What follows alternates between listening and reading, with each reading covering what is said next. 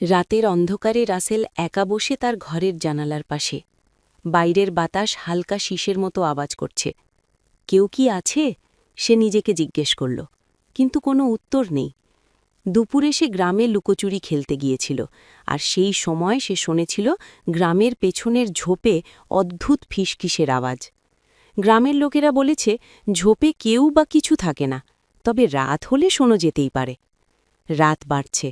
হঠাৎ তার কানের কাছে কেউ চুপচাপ ফিসফিস করতে শুরু করে, রাতে একা থাকো না। রাসেল ঘাবড়ে যায়। সে চেষ্টা করে মায়ের কাছে দৌড়াতে, কিন্তু দরজা নিজে থেকেই বন্ধ হয়ে যায়। তার চোখে এক অদ্ভুত ছায়া। ছায়াটি ধীরে ধীরে ঘরের কোণ থেকে কাছে আসে। রাসেল চিৎকার করতে চায়, কিন্তু শব্দ বের হয় না। ছায়ার চোখ দুটি লাল জ্যোতি নিয়ে তাকিয়ে আছে। হঠাৎ ছায়া অদৃশ্য হয়ে যায়, আর বাতাস থেমে যায়। রাসেল শ্বাস ফেলে, কাঁপতে কাঁপতে বসল। সে জানে রাত এখনও শেষ হয়নি। ঝোপের ফিসফিস এখনও তার কানে বাজছে, পরের বার তুমি আর পালাতে পারবে না। রাসেল জানালার বাইরে তাকায়। অন্ধকারে যেন কেউ তার দিকে তাকিয়ে আছে। সে বুঝতে পারে এই রাতের অন্ধকার তাকে কখনো ছাড়বে না।